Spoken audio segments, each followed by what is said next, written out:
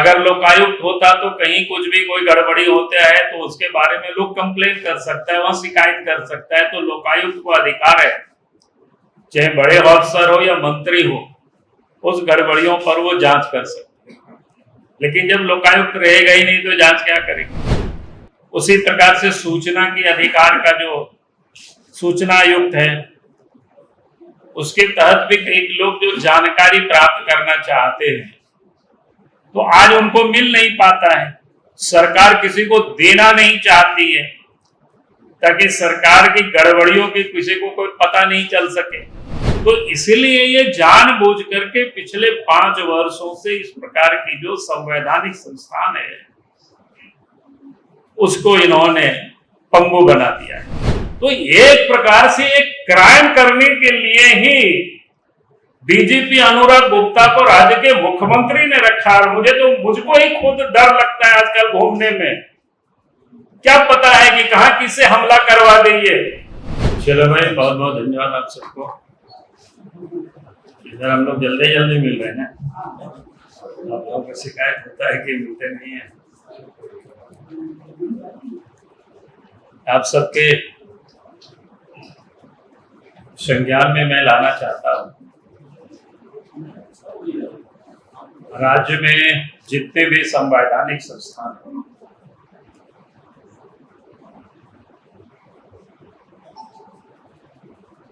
जिसके गठन होने से राज्य सरकार के अंदर अगर कोई भी गलत काम होता हो तो उसकी वो जांच कर सकता है। लेकिन वैसे जितनी भी जो संस्थाएं हैं वो सबके सब झारखंड में ठप पड़ा हुआ है। चाहे लोकायुक्त हो, चाहे सूचना आयोग हो, महिला आयोग हो, मानवाधिकार आयोग हो, उपभोक्ता फर्म जैसे संस्थान जो है ना, वर्षों से जहां पर कोई नियुक्तियां नहीं, कहीं पर अध्यक्ष नहीं है, कहीं सदस्य नहीं है, कहीं पर तो मात्र संस्थान ही नाम का है और कुछ भी नहीं है। जहां से आम जनता को जो न्याय की उम्मीदें होती है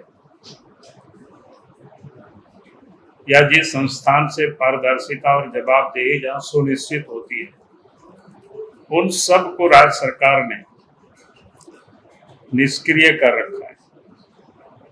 इससे राज्य की जो लोकतांत्रिक ढांचा है उसको सरकार ने कमजोर किया।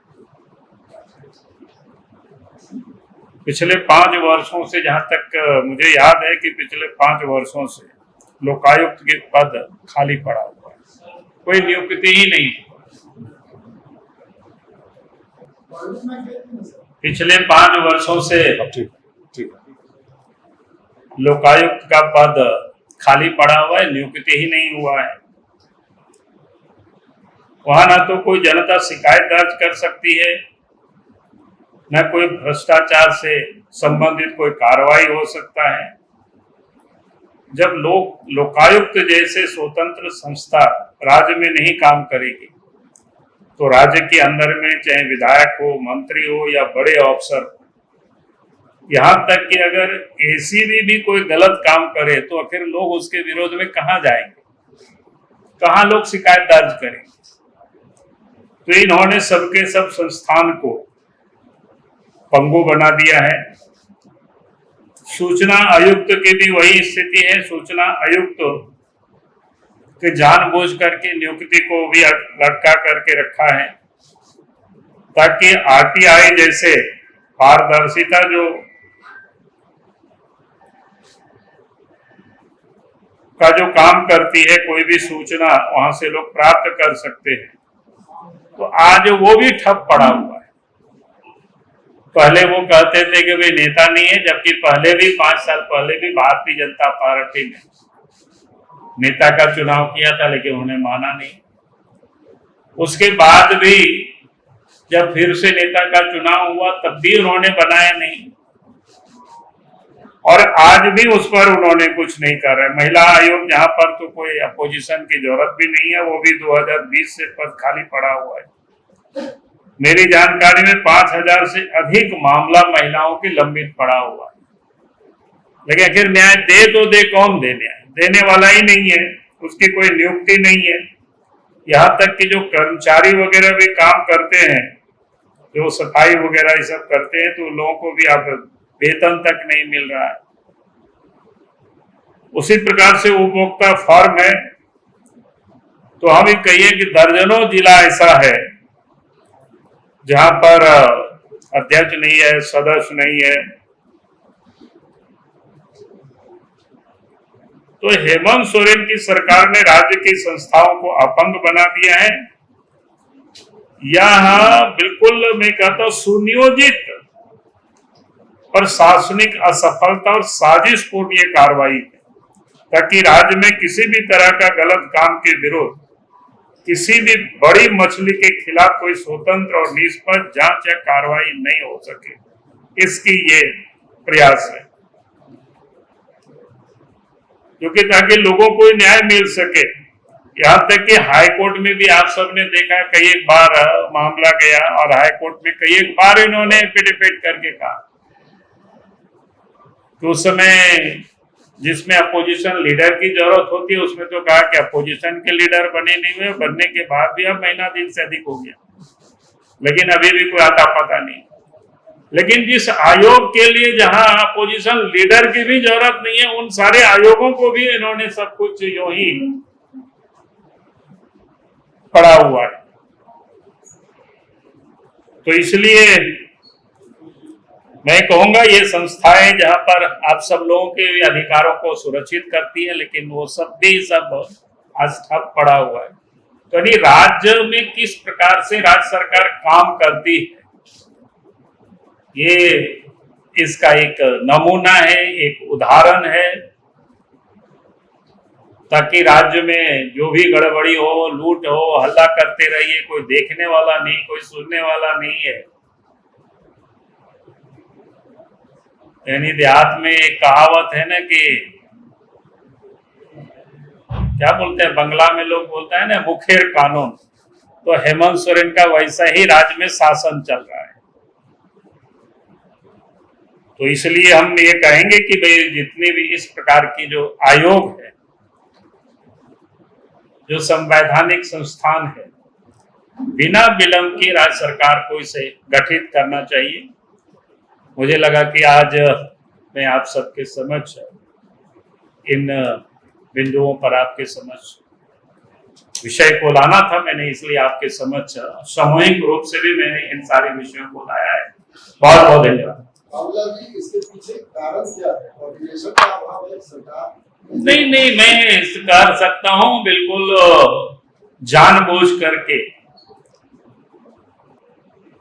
अगर लोकायुक्त होता तो कहीं कुछ भी कोई गड़बड़ी होता है तो उसके बारे में लोग कंप्लेन कर सकता है, वहां शिकायत कर सकता है। तो लोकायुक्त को अधिकार है, चाहे बड़े अफसर हो या मंत्री हो, उस गड़बड़ियों पर वो जांच कर सकते हैं। लेकिन जब लोकायुक्त रहेगा ही नहीं तो जांच क्या करेंगे?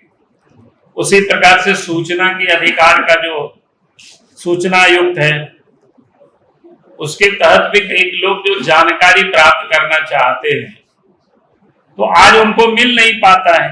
सरकार किसी को देना नहीं चाहती है ताकि सरकार की गड़बड़ियों की किसी को कोई पता नहीं चल सके। तो इसका बेहतर तरीका है उसको गठित ही मत करो। तो इसलिए ये जानबूझ करके पिछले 5 वर्षों से इस प्रकार की जो संवैधानिक संस्थान है उसको इन्होंने पंगु बना दिया है।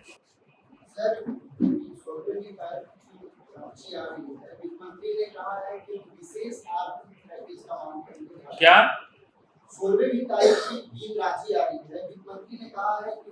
कौन थी? अरे भैया, मैं कह रहा हूँ राज्य सरकार को जो काम करना है वो करे ना, मैं उसके लिए यहाँ बैठा हूँ।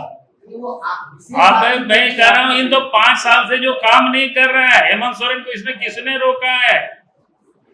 आपको लूटने के लिए क्यों पैसा दी जाएगी साहब? आपके यहाँ कोई पारदर्शिता कहीं है नहीं, आपने कोई जानकारी जनता को आप देना ही नहीं चाहते हैं। मैं तो भारत सरकार को कहूंगा कि भाई इस प्रकार की सरकार को कोई देने की जरूरत ही नहीं है। सर, आप बार-बार सरकार को चेतावनी तो देते हैं, डीजीपी के मामले में भी आपने कहा, लेकिन अभी तक कोई कार्य नहीं। देखिए, हमारा काम है सरकार को और जनता को, सरकार को सचेत करना, सरकार के गलत कामों को जनता के बीच लेकर के जाना। मैं जाता हूँ और आज भी मैं कह रहा हूँ, जहां तक आपने डीजी की बात किया तो मैं कहता हूँ आज भी इलीगल वो काम कर रहे हैं। मुझे आज तो हमें भी डर लगने लगा, अगर इस प्रकार के डीजीपी किसी को हत्या भी कर दे तो उनको क्या कार्रवाई उनके ऊपर हो सकता है। ना उनको सस्पेंशन की डर है क्योंकि उनका तो सर्विस ही समाप्त हो गया। तो एक प्रकार से एक क्राइम करने के लिए ही डीजीपी अनुराग गुप्ता को राज्य के मुख्यमंत्री ने रखा। और मुझको ही खुद डर लगता है आजकल घूमने में, क्या पता है कि कहां किससे हमला करवा देंगे, कि कौन रेस्पॉन्सिबल होंगे इसके लिए। राज्य के मुख्यमंत्री को इसकी बतानी चाहिए कि ऐसा व्यक्ति को जब कोई लीगल नहीं है और फिर उसके बाद वो डीजीपी के पद पर बैठ करके काम करे, तो ये आश्चर्य है। हिंदुस्तान देश के अंदर में कहीं भी इस प्रकार की स्थिति नहीं है।